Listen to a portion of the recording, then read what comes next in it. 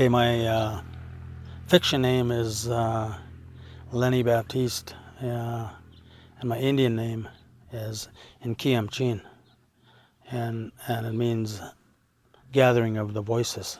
That's my name.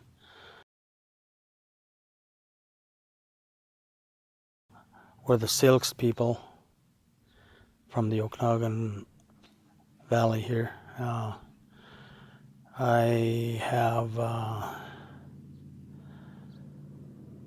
3 sisters, 5 brothers. 2 have passed on, so there's 3 and 3 left. And yeah, that's my family. Okay, what else Tell me about your parents. My parents? Well, both my mom and dad are residential school survivors. They went to residential school, and they're very strong individuals. They're very spiritual too in our cultural ways. And there's a lot of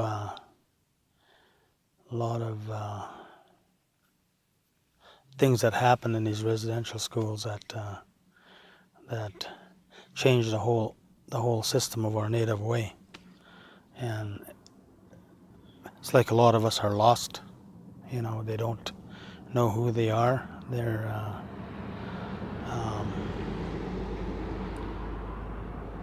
basically lost.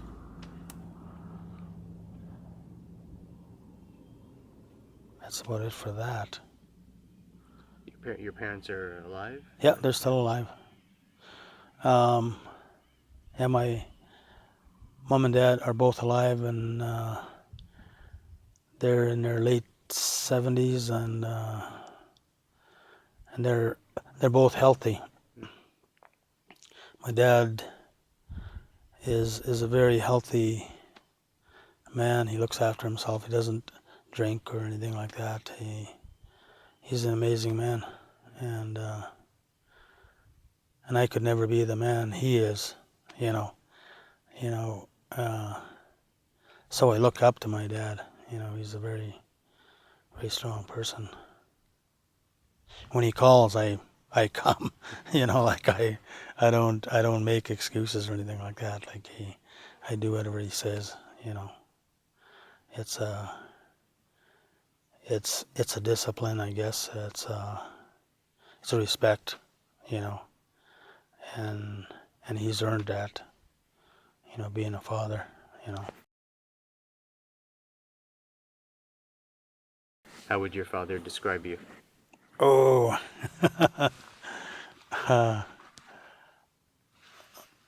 My dad actually let me go when I was young, meaning that he never told me what to do.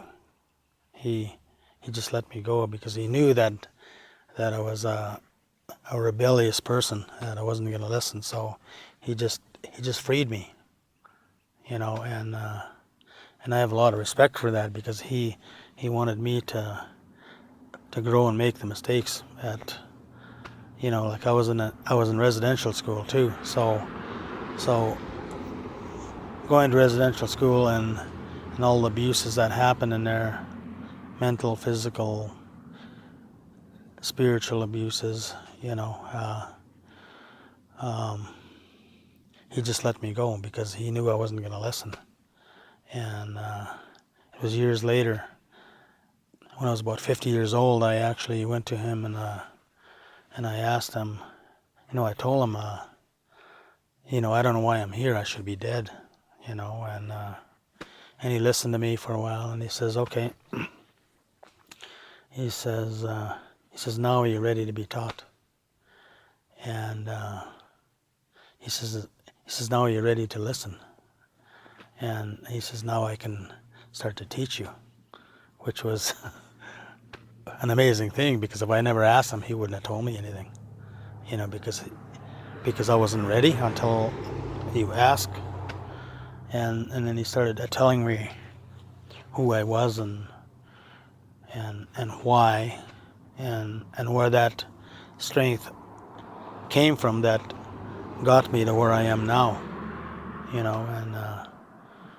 And one of the things he told me was actually he showed me. We went up in the mountains and there was these rock piles. He was showing me these rock piles. There was three of them. They were huge rock piles, about 8 to 10 feet high and about 15 feet wide. And he was showing me rock piles, and I had no idea what he was talking about. And he says, "Yeah, this is what your forefathers done for you." And I was looking at. Then I got it. Those are the sweat rocks, going into sweat, and my family has 3 rock piles like that. And so that's in my blood. You know, the blood of my forefathers passed on and on and on. In our way, that's everlasting life. Everlasting life. That's how we see things. So that's how we have everlasting life, is through the blood of our ancestors, you know, being passed on and on. And I had goosebumps because that's a huge strength that you have when you know about it. You know, you're very strong. But I didn't know about this, you know, because I wasn't ready, you know. And we went on again to another place, and he was showing me these trees, and he said, "Look way up there." And I looked way up. It was about 30, 40 feet up, and up there it was scarred, and it was facing east. And I was looking at it, and I go, okay, what is this all about? And what it was all about was that's where our family got our medicine from, you know. And it's usually you stand there and you cut it out, you know, a piece of medicine out, and that was healed, and it was all the way up about 30, 40 feet up. So as it was coming down, like you know, at Rose, you do your ceremony and honor everything, and so that's what he showed me, and that's why I survived my life's lifeline, if you will, you know.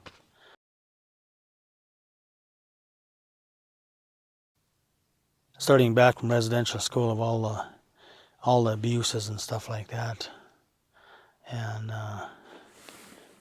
made me what I was in the beginning a very hard, mean, distant person. Nobody could get near me.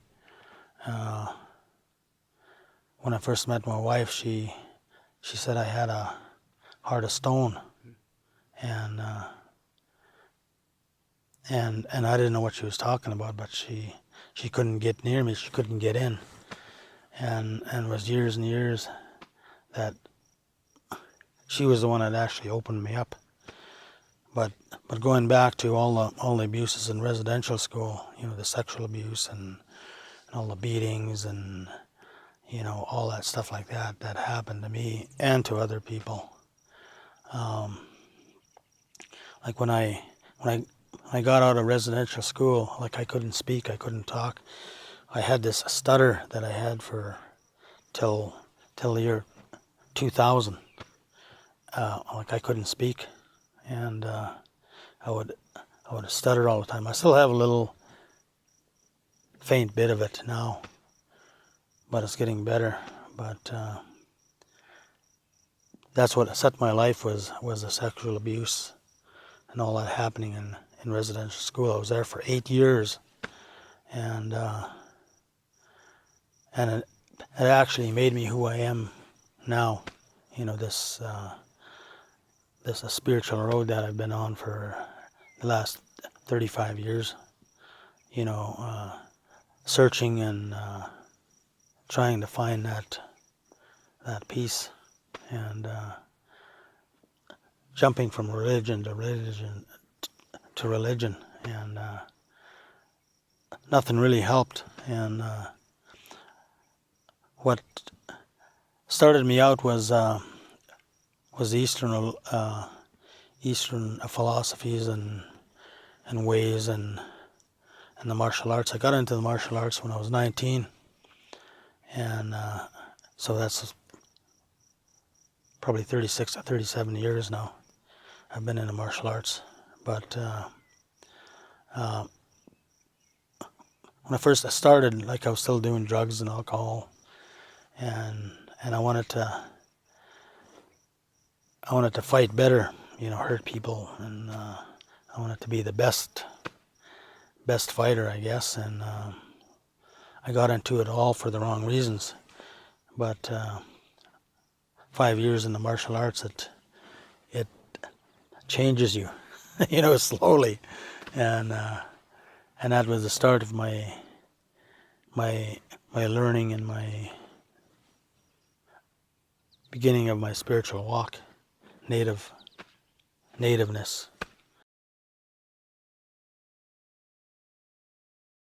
Faith, I guess it would be religion.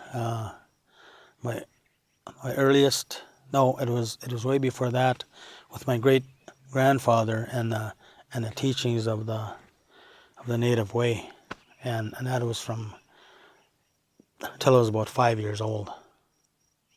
That's when it ended, and after that I went to residential school. Do you have a memory from being with your great-grandfather? Yeah, I do. It's there's a lot of teachings that came back years ago. A lot of things are blocked out as you go in your life, and a lot of these came back, and one of them actually is the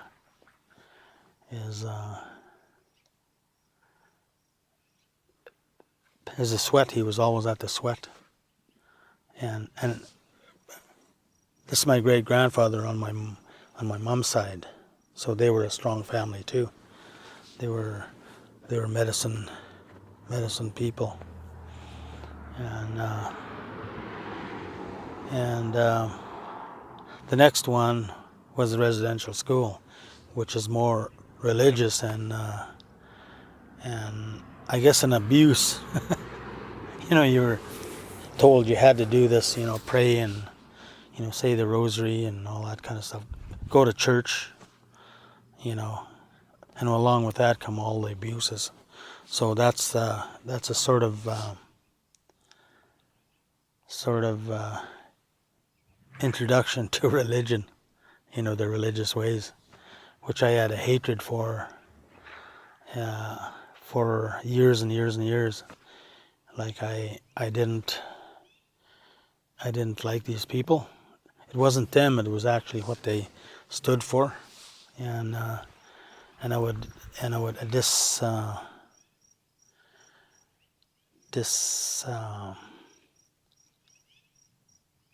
disobey, like, I had no respect for them. I was at a funeral one time.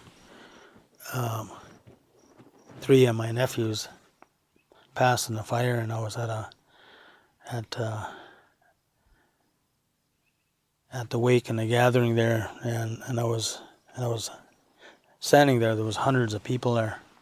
I was standing there, and all of a sudden I just started to sweat, just pour sweat, and I didn't know what was wrong with me, and I was looking around, what the hell's going on, and I looked, and right behind me was a priest.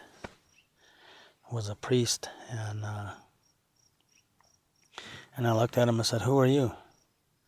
And he says, "Well, my name is Father somebody, I can't even remember his name." And I looked at him and I said, "You." I actually swore at him, and swore at him out loud, and everybody was there, and they were looking at me like I was a really bad person, you know. But these people are all human, you know. And I said, "You get the hell out of here. You go way over there. You go stand way over there."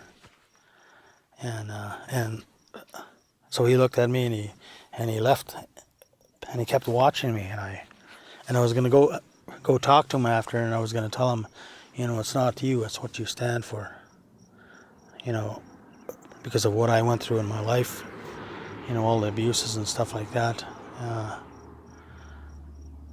But I didn't get that chance to do that. He was gone after it was all over, and I haven't seen him since.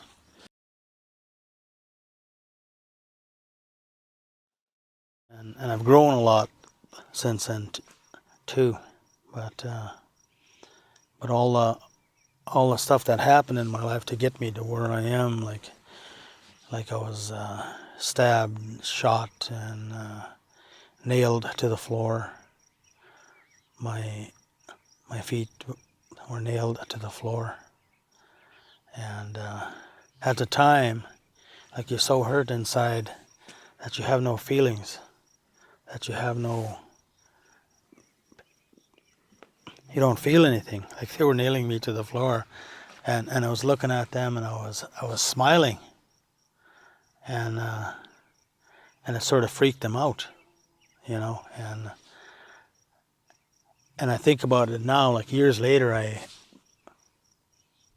thought about it, why didn't it hurt? And nowadays there's certain places in your body that you can pierce and it doesn't hurt. So it must have been that at the time, because it never hurt. I just looked at him and I smiled, and they thought I was kind of crazy, you know. So I got every one of those guys back, and I had this so much hatred in me that when I was young, when I was being abused in residential school and stuff like that, I actually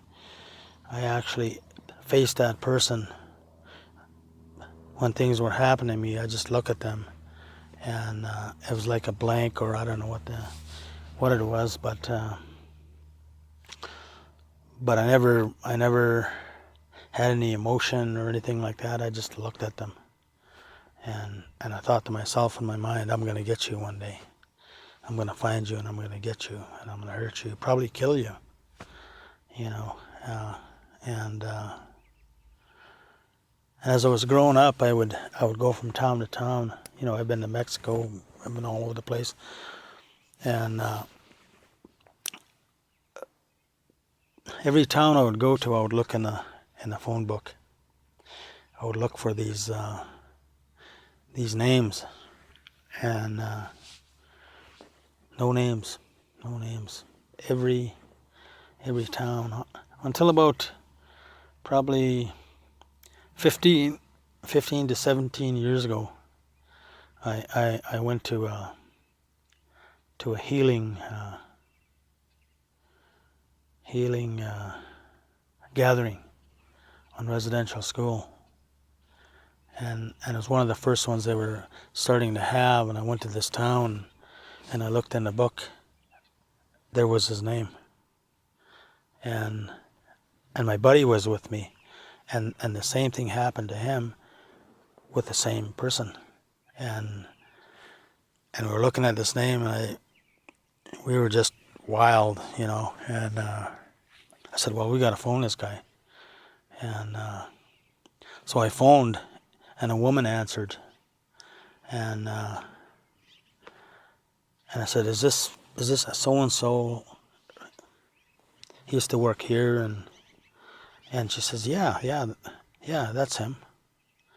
I says, oh. I said, I want to see this guy. And she said, who are you? And I said my name, and there was a silence. There was a silence. I can never forget this. There was a silence, and she says, yeah, he's been waiting for you. he's been waiting for you. And I was like, whoa. And anyway, I asked her, is it all right for me to come over there? And she said, yeah, you're welcome to come over. And I thought, this is strange, because the first thing you're going to do is you're going to call the cops.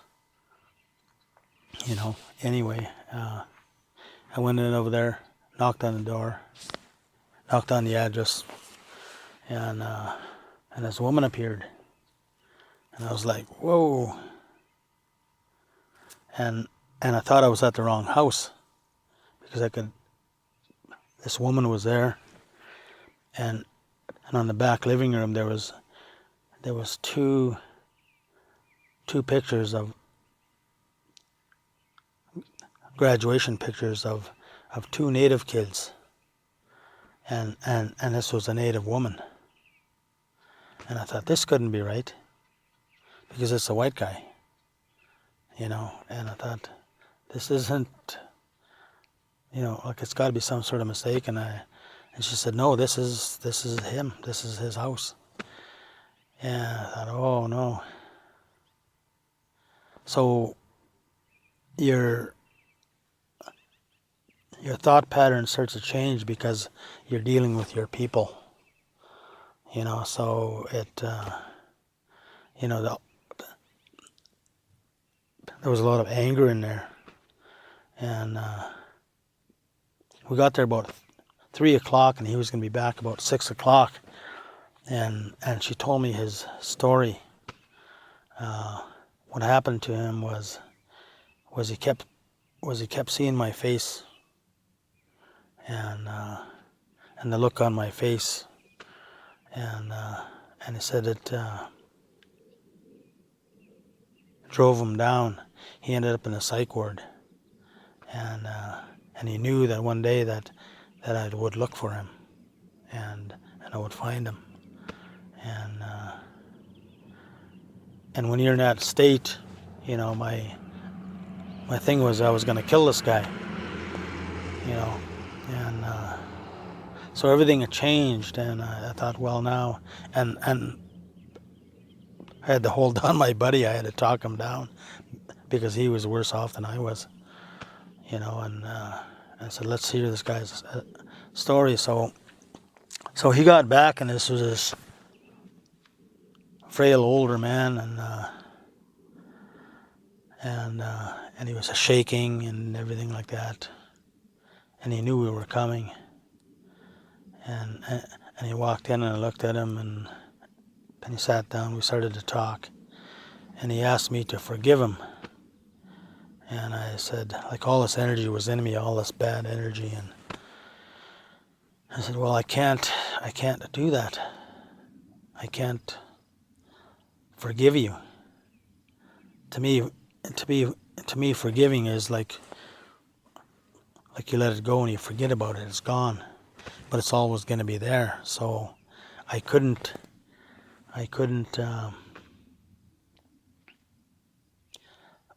forgive him. And I said, obviously you've worked through it. You're okay now, but it's all on me.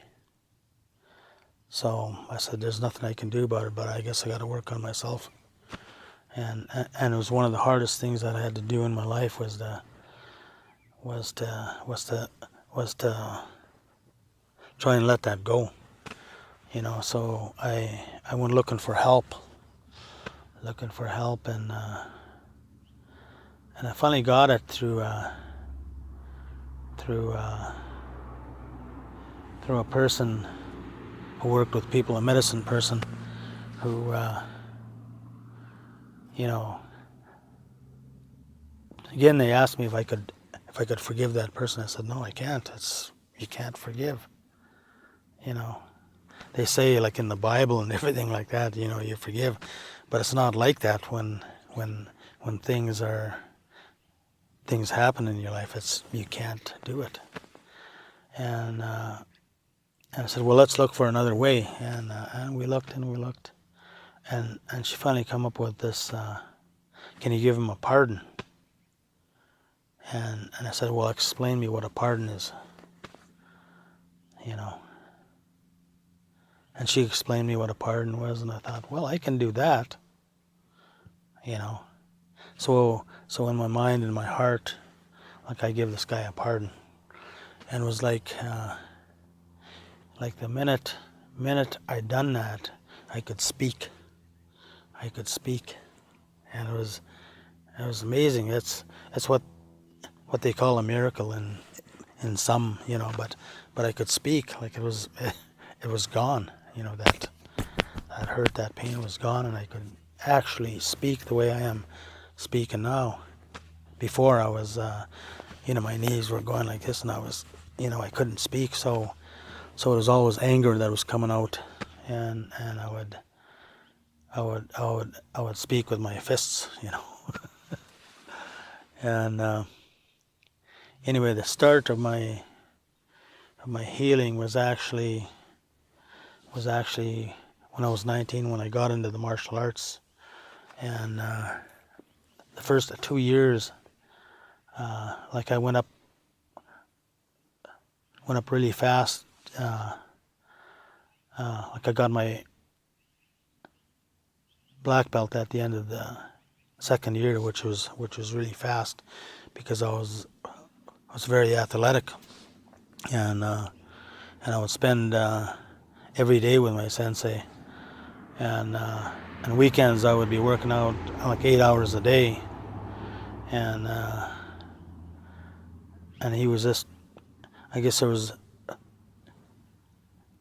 3 of us in the whole school that he took aside, and, you know, we were his special students, I guess. And anyway, after the second year, after I got my black belt, he says, okay, now you go home and you think about your life, and for every hurt, every pain, you think about, he gave us this long string.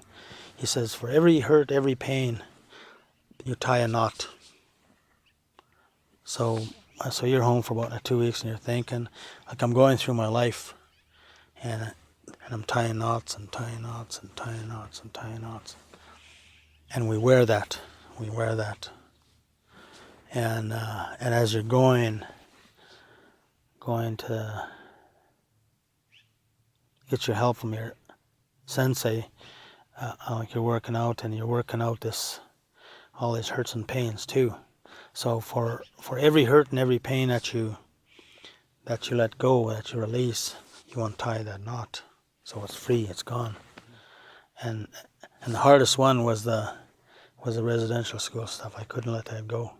So all the little stuff in my life, I was doing that too. And 5 years into the program, like, I was feeling really good. I was getting balanced, and your mind heals, your heart heals, starts to heal, and you're letting all the stuff go, and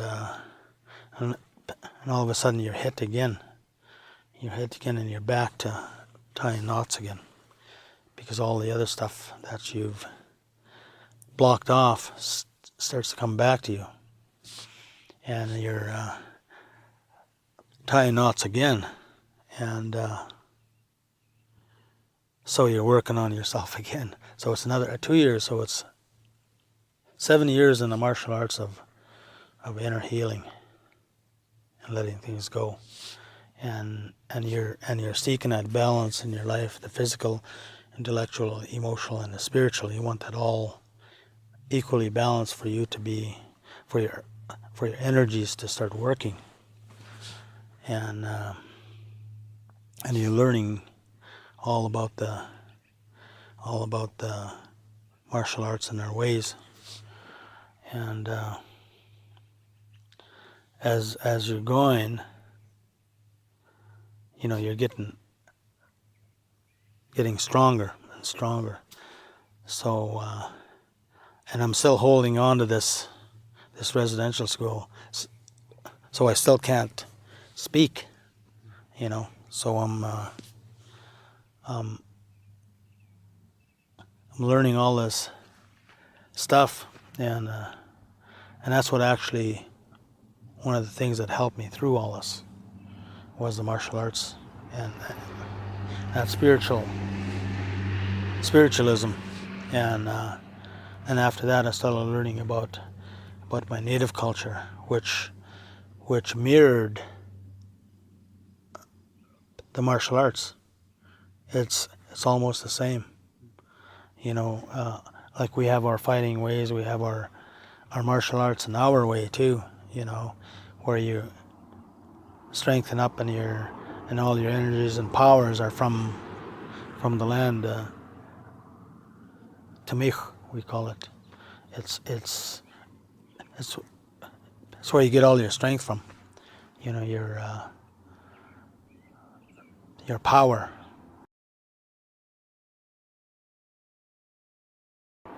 As I'm going, I'm learning about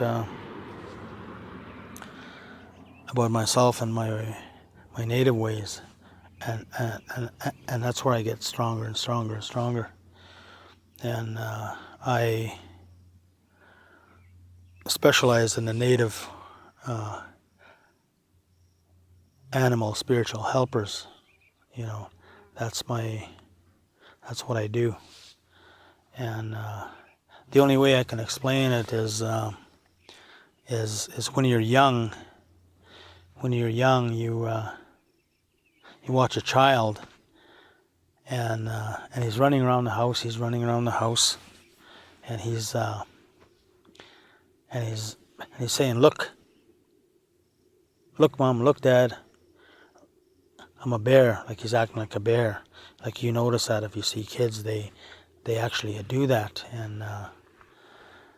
And what's happening there is that child is so pure that animal spirit goes into them, and they become so powerful and so strong that nothing can hurt them or nothing can scare them. So in our way, that has to be developed, so you become strong, this strong individual, this strong person. So as you go in life, when all the peer pressure of the drugs and alcohol come, you actually have all this help, all this spiritual help from the animals. That's what makes you strong. And what happens in this child is like you have a family or friends over, and this child wants your attention. He starts acting like that again. So mom and dad tells him, "Be quiet, behave yourself, go in the other room. We have visitors." And what happens is that animal spirit leaves and never returns. So that child is alone, and he has no help. So all the things as he goes in his life, like he's weak, and he falls to all these pressures. So he doesn't make it. And that's what has happened with our people is we have lost a lot of that. Lost a lot of our strengths. So when we walk now, we're alone. We're actually alone. And there's no help there. People just walk by, or they drive by and they just look, and but when you develop that, like that's what I've been doing most of my life, is and it's almost like cheating, because you're so strong and people see it, but they can't figure it out. Like if you can run a race, if you can run 5 miles, and so what you do is you ask the spirit of the horse to come into you, work through you, and that's the expression where you run like a horse. You run like a horse. So when you run, you go. They're so agile and so swift and so strong that that's what's in you. You have that spirit that's in you, and you run like a horse. You're running and you don't get tired. You can go, go, go. So all these animal energies are there for you, you know, and you're never alone. Even though you are alone, you're never alone. You know, you're so strong that, you know, you don't need anything else. You just need your culture. And that's a big part of our culture is the animal spirits, our animal teachers. Like, this is our library here. This is our library. You know, this is our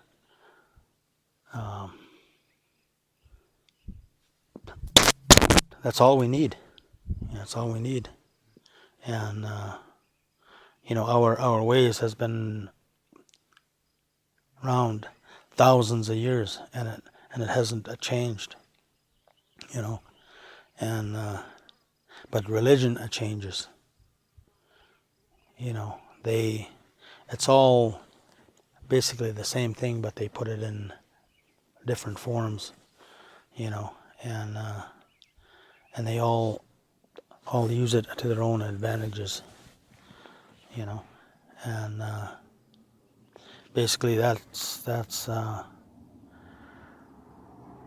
I'm from the Wolf clan, and that's what makes me who I am. You know, like, Wolf is very strong. They're very family oriented. They look after their family. You have your, you know,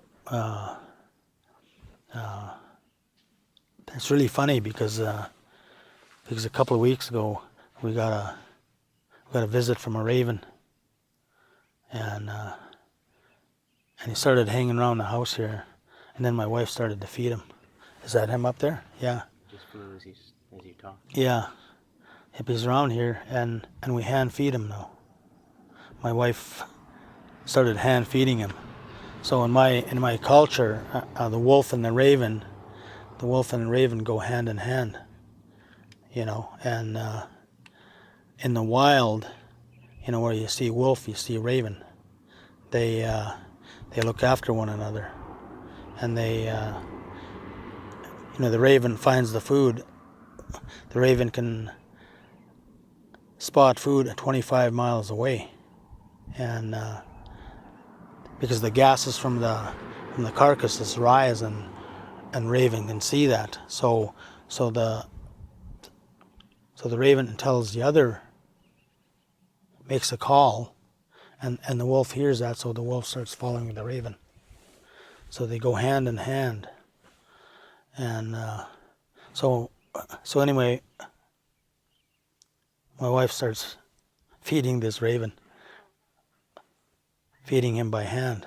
You know, and this is a wild raven, and it's in our way, that's the balance. You know, if you live that balanced life, that's what you can do. You know, it's a strength, it's a power. You know, we're very powerful people, and like a lot of our medicine people, they do a lot of amazing stuff. You know, and anyway, that's a small part of my life.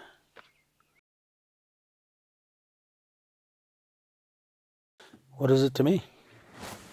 Hey, how you doing? He's hungry. Yeah.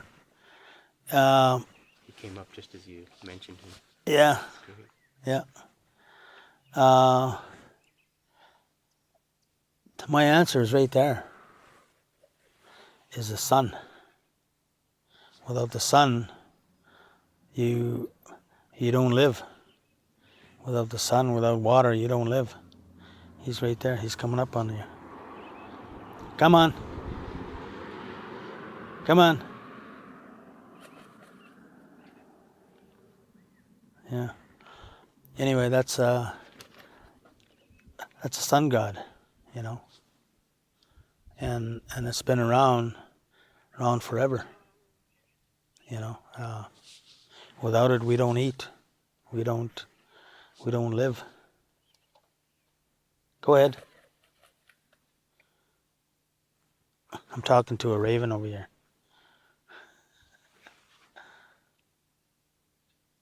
Anyway, yeah, that's that. That actually is a big thing. Everything is based on astrology anyway. You know, every when they talk about an age, it's something like 2100 years or something like that. Like everything happens from here on in. It's the age, and it's about water. It's about water. Everything that's going to happen from now on is about water, and it's the coming of the age of Aquarius. You know, that's the person with the picture, and it's ending the age of the Bible. You know, that year, and it was about the Bible and what they do, and the control that they've put on this earth. You know, that's a lot of control. Yeah, my sensei told me years ago. He says most of this earth, about 95% of the people are sheep. They're followers. They follow everything that happens, you know, and it's true. There's not very many leaders, you know, that do their own thing, you know, and that's where I learned a lot of my stuff, you know. You know, they say at the end of, was it at 2012, the earth, the world is going to end and stuff like that. It's not going to end. It's just a change. A change. People live in fear about that, you know, because it's written. It's, you know, this earth isn't gonna, you know, die. It's gonna die slowly. It is now, but because of all the things that are happening to it, you know, the oil spills and, you know, all that kind of stuff like that. It's a slow process. It'll be another 2,000 years, you know. But my spirituality is like, you give thanks to the sun every day for shining, for giving us food, for giving us water, giving us everything that we have, you know. And those are rocks. You can't eat that. What are you doing?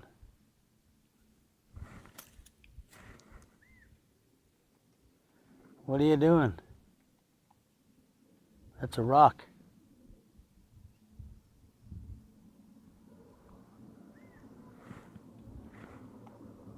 Yeah, smile for the camera.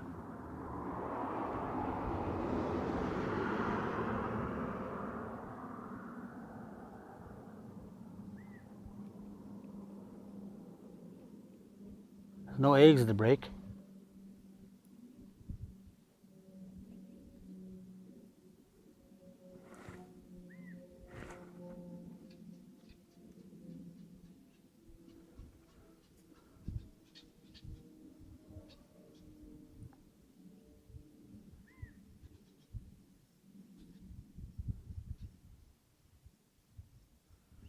Yeah,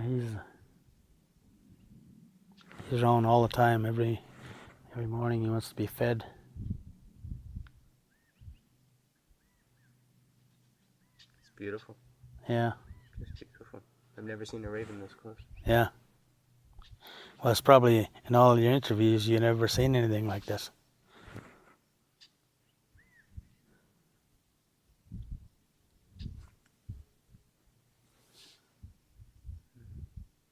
Yeah, it's amazing.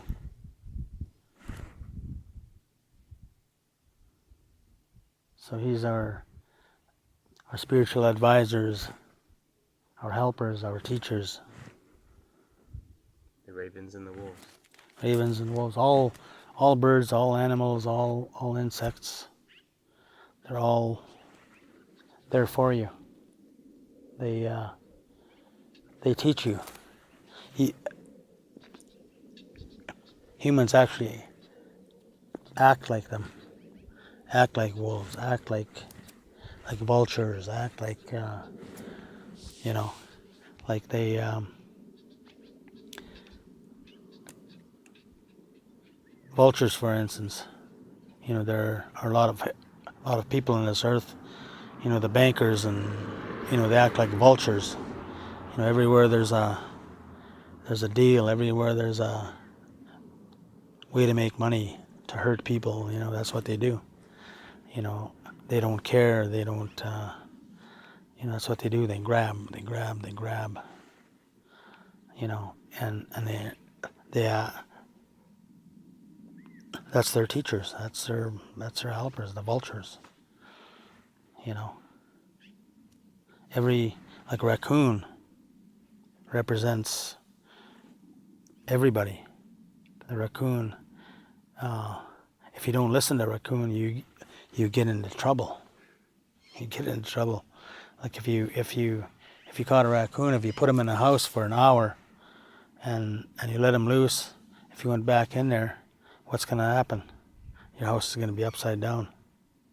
That's how we are as human beings. We can be self-destructive. We can be we do this.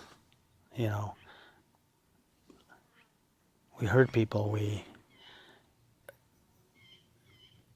do things to mess up our lives. That's because you don't listen to the animals. Like usually when an animal crosses your path, it's telling you something. And if you know about it, you listen to it, you react, you thank that animal, for helping you, and you go on your way. That means you're going to be all right because you've listened to that animal. But when you don't listen to it, you usually get into trouble somehow or some way. All the animals are like that, like the magpie that you see there. There's one too right there. They're people are like magpies. They're like that. So in our way, when you're like that, you're called a magpie. Because you're talking.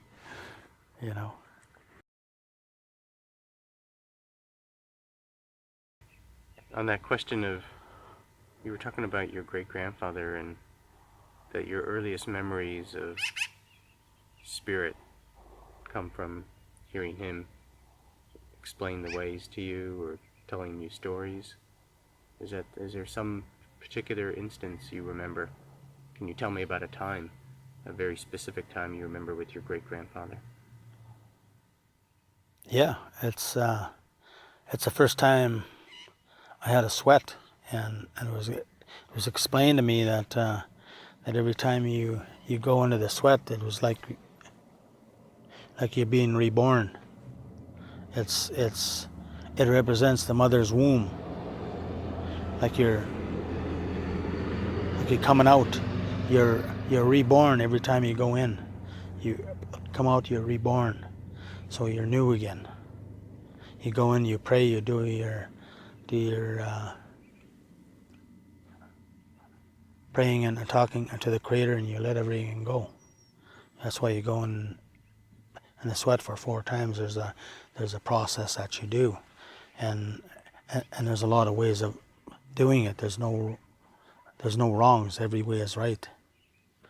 There's no wrong way of doing it. People say, well, this is wrong, this is right, and this is wrong. But when you're doing it, you're at a stage in your life where you're doing it, and you're going to learn more as you go. so there's no wrongs. Tell me about the first time you went into the sweat with your Well, great-grandfather.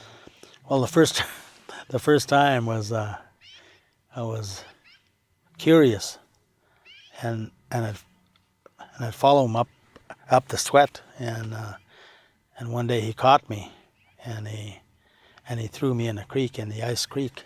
It was winter, and he chopped a hole in the ice, and he threw me in the creek, and then he put me in the sweat, and I was just like, ah.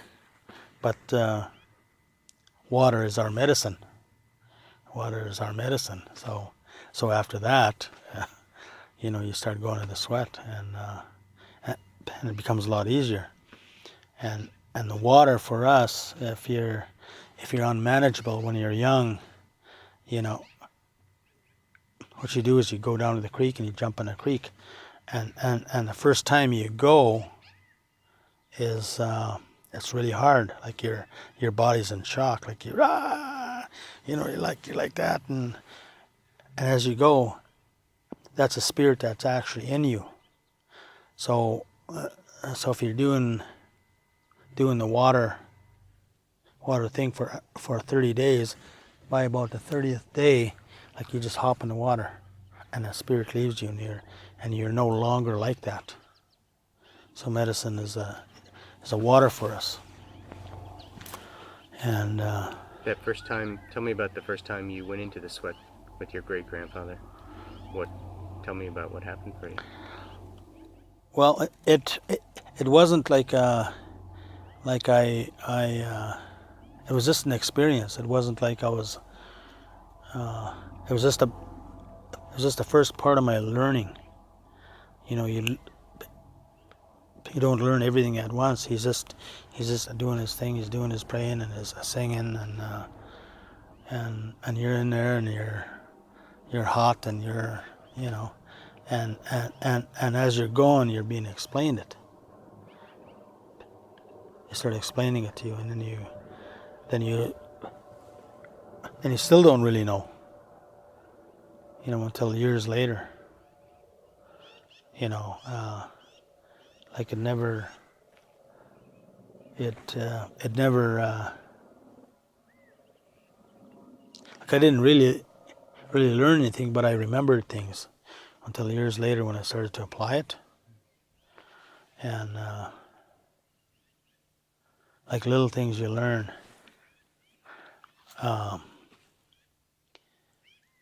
And you don't understand it anyway, but it stays with you.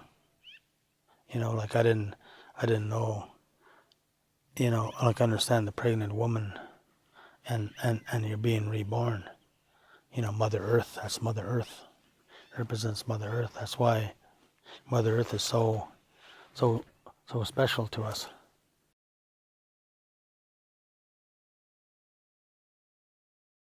Tell me about the most important experience you've had in the sweat.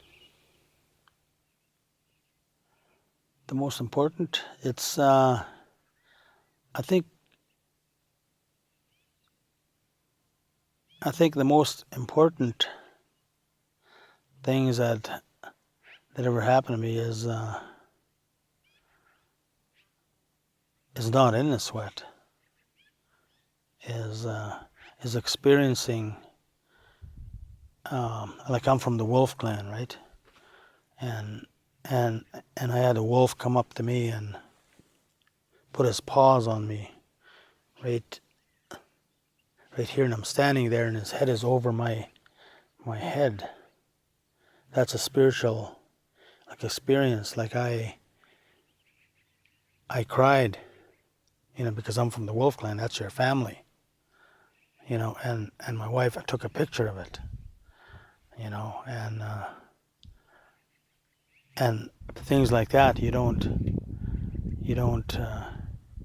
believe it. If I told people, they wouldn't believe me. But the Tell picture. Me about that experience. When did it happen? Where? Well, we were up on our way to Calgary, and we stopped and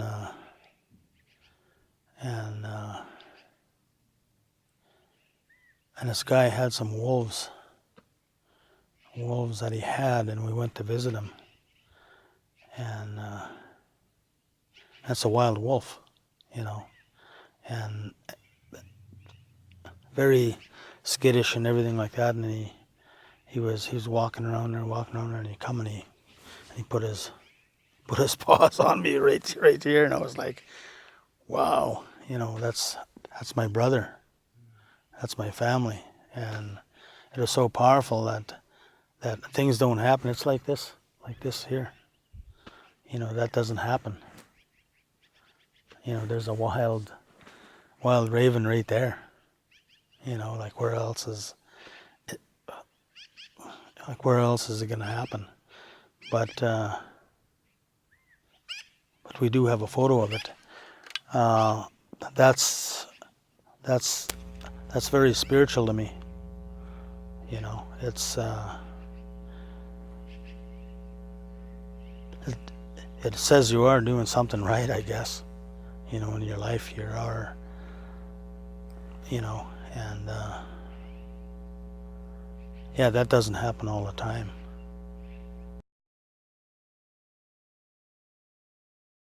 It was probably about the 5th year into the martial arts, when you're starting to learn and starting to live, and you're learning about this stuff, and you're learning the power of it. You know, like I said, the sun. You know, without the sun, you can't live, so you're giving thanks, and you're praying. You know, you do your offerings when you eat. You take part of the food and you offer it. You know, so that there'll be lots more. You know, if you don't want to do that, then it's not being acknowledged. You know, and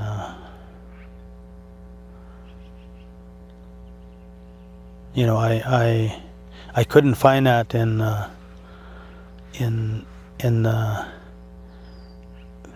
the Catholic or the Christian religions. I've always questioned it. I always thought to myself, well, how old is this stuff?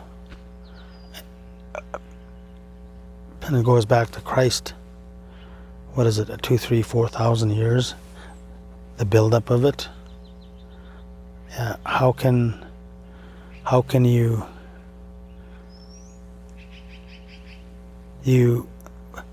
fall into that? You know, when the cultures are thousands of years old, and that's new. You know, so that's how I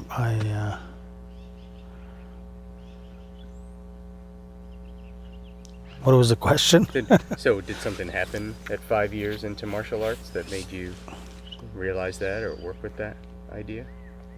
Yeah, it was learning the powers and the energies of the animal spirits. Yeah, that's what actually changed everything. And the Creator, you know, the Sun God, whatever, puts all that for us. It's like in the Bible, they say angels and everything like that, and like that's like an angel. You know, it's there for you. It's there to help you. You know, that's who we were. You know, it's called a pagan religion. I guess they called us pagans. You know, that's the way we believe. Smile.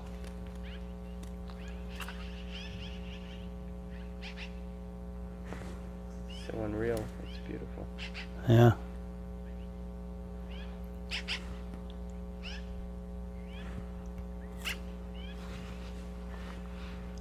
Yeah, you can't get any closer than that to.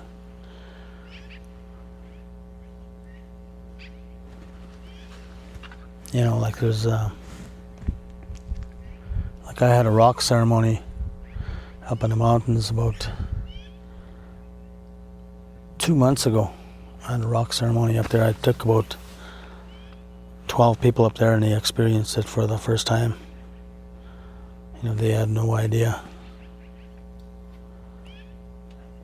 Rock spirit is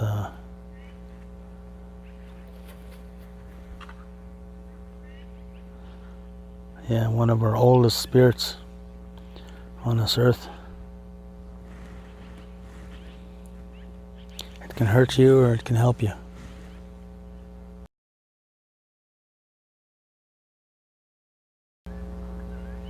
Has there been a time that you've doubted your connection to the Creator since you've come to this path?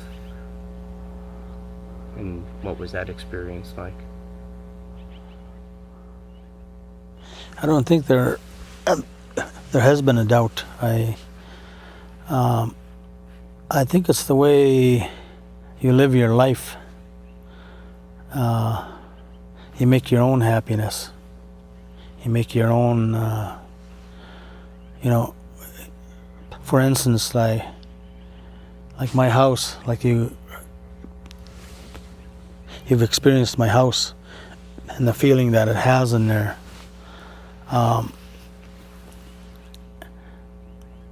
Quarterly, like everything is in 4, right?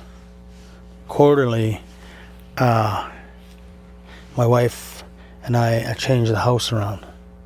We move it around. So when you come back from work, you come back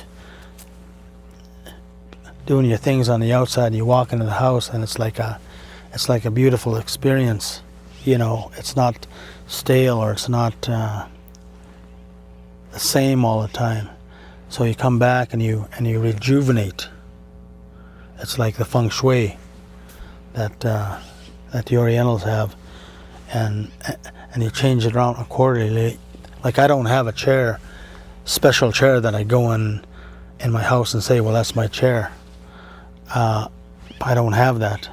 If I walk in, if somebody sits where I sit, it's okay. I sit somewhere else. So I don't get caught up in the same thing all the time. The same, like you're doing the same thing all the time. That's where you start to lose in your life. You start to fail. You start to slow down. You start to, like, all these bad energies start to come. But if you're changing all the time, then it's always good. So you change the furniture and the paintings? Mostly the furniture. The paintings, we add one, or we'll take one down, put another one up, but basically it changes quarterly.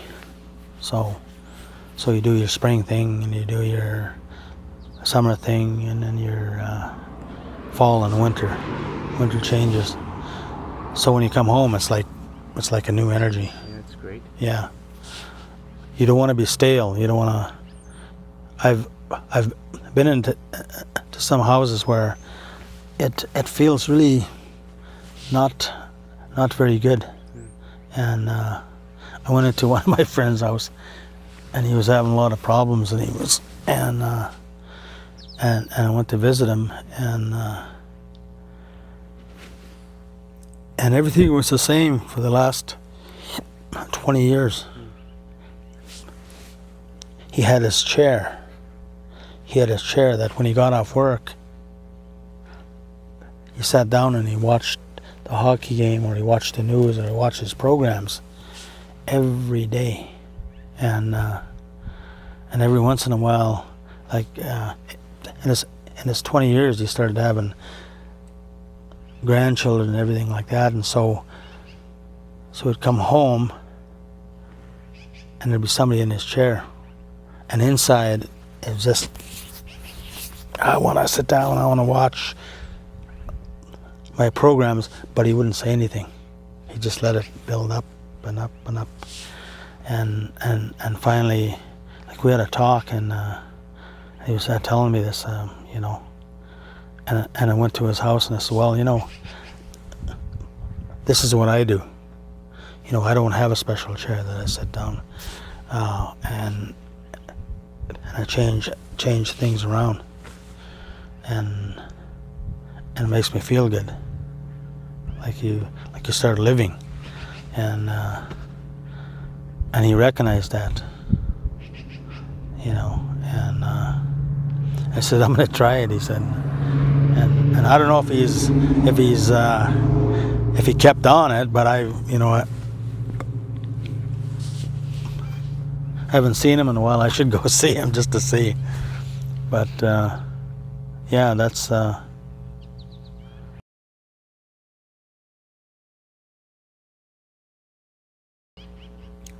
I think I pray all the time, like that bird here. You know, that's a prayer that I have. You know, that's a gift that was sent to me. This rock here, like I thank that. I thank the Creator for that. You know, this, and I'll be driving, and you're constantly in contact with that. And if that's my way of praying, and it's all the time, and it's a balance for me, I guess. It's not that okay, I'm gonna pray at 3 o'clock or at my meal or anything like that. It's all the time.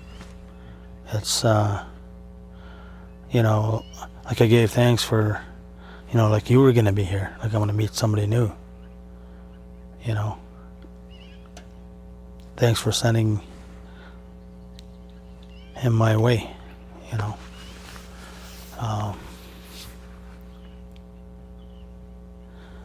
yeah, it's an ongoing thing, I think, for me. You know, like in the martial arts here, and my culture, you know, you seek that balance, and that's what the spirituality part is. That you're always giving thanks all the time. You know, you want to be the best person. You want to be the best friend. You want to be the best husband. You want to be the best uncle, whatever. You know, so you're constantly giving thanks. You know. Is there it sounds like you get involved in the traditions of your people. Is there a particular story from the tradition that is most meaningful to you? Well, first of all, I don't get involved in my traditions. It's an individual thing. It's gotten a sort of in a group thing now. Like, are you in this group and you're in that group, and that's how it is now. And it's not like that for me. It's you know, like I said to you, it's an everyday thing. Like I do my thing. Like if I want to sing a song, like there's my song right there. Right there. It's see that mountain there? It goes up, and you see those telephone lines there?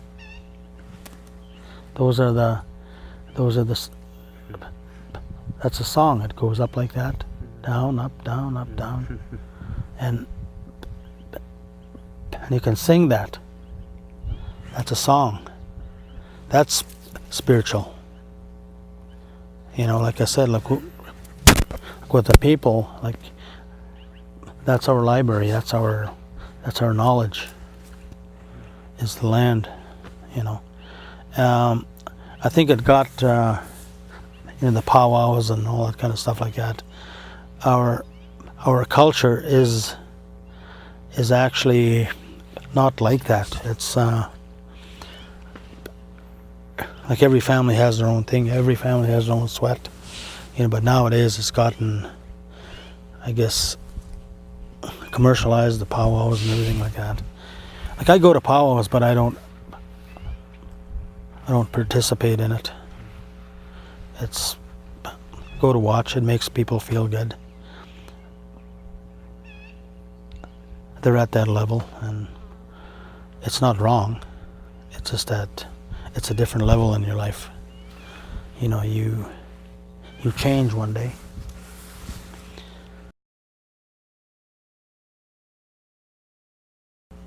Right here you see it. I can feel, I can see, I can hear, I can taste, I can walk.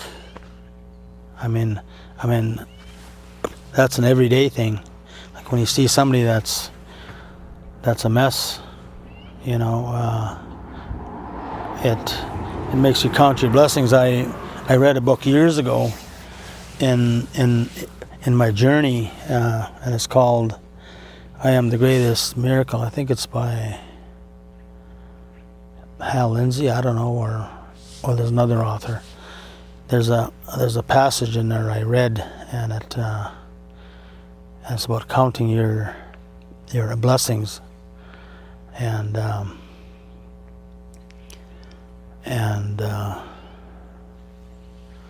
it talks about the human body, the blood vessels in you can circle the earth 3 times, you know, and all the functions of your body that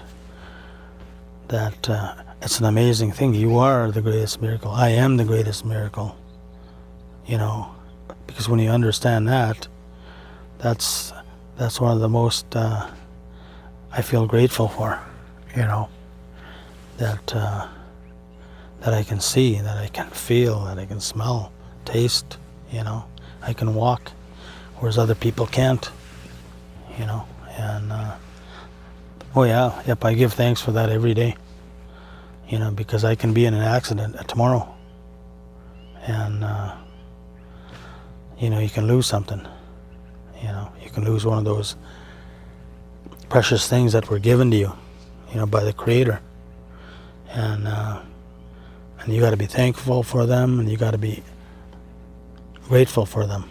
If you misuse them, you lose them. You know, that's the way it is.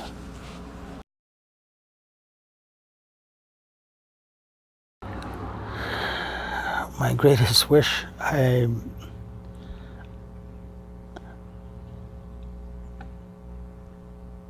guess there's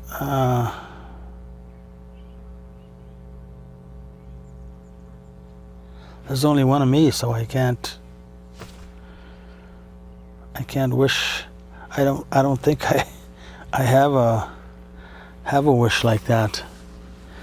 That's a thinker.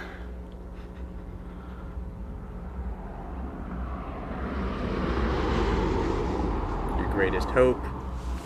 Greatest hope, greatest wish. You know, everybody says, you know, the change of the earth, and you know,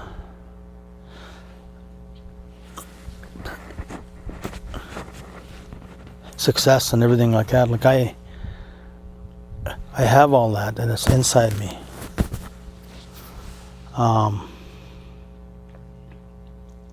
My wife put it to me one time. She says, like in 2000, I lost everything. I lost everything twice in my life. I just had the shirt on my back, and I'm okay with that.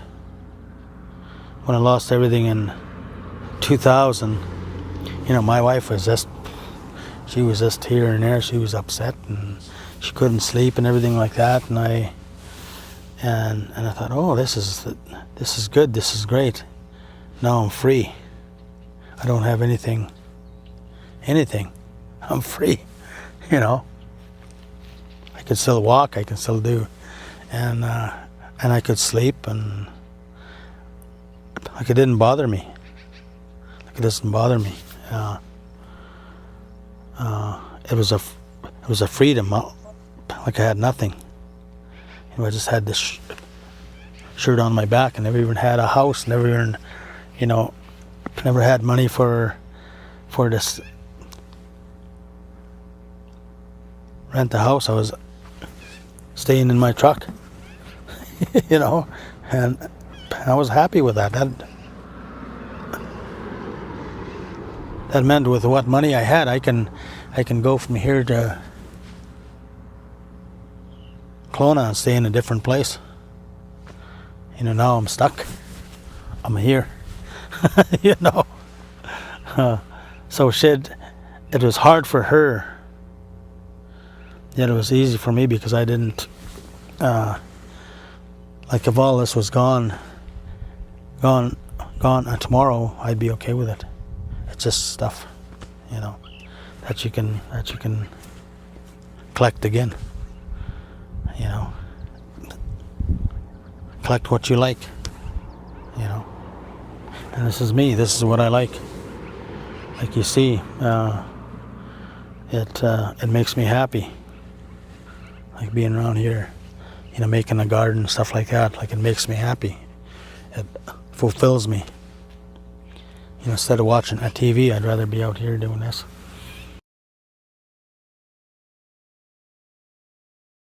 I have a lot of messages, I guess. I guess one would be just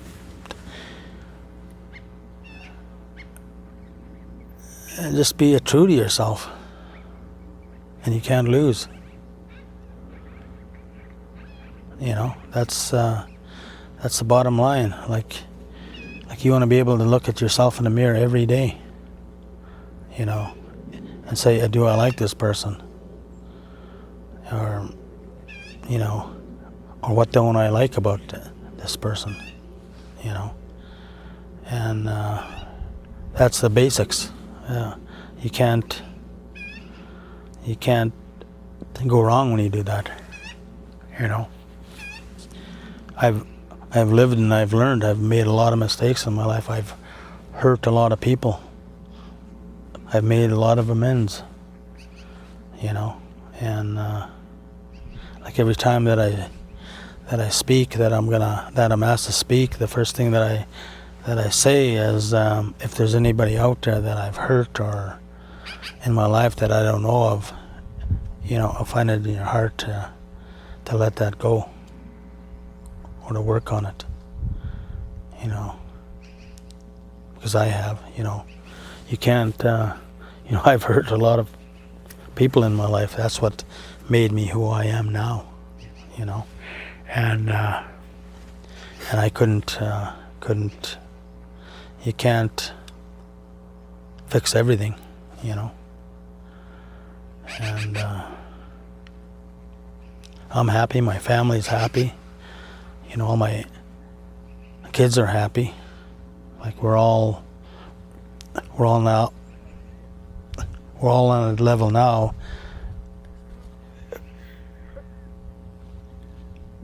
as to where if I passed on tomorrow, like they'd be okay with it.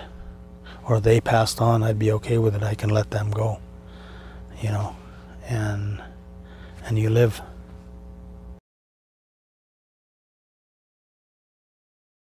Well, it says in the portrait right there. You can read it. It's all there. It's about my spiritual walk now. I believe. You know. Whatever happened to the gentleman that you pardoned? I don't know. I never went back.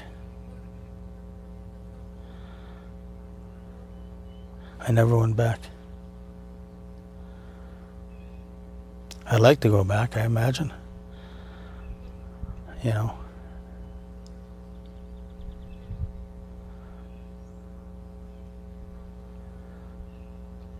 That's a thought.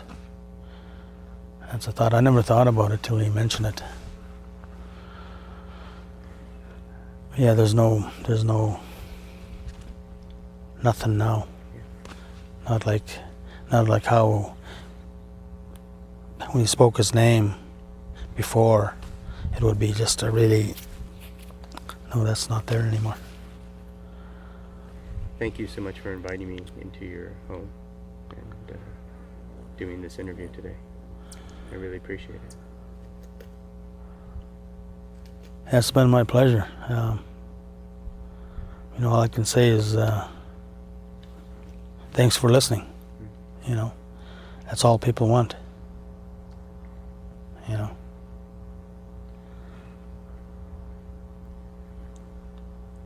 That's how you get stronger and stronger. Yeah.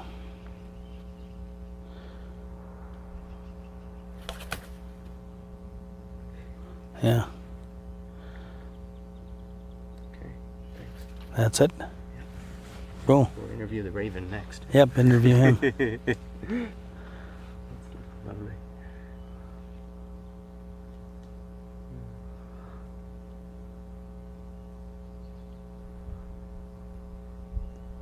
You hungry?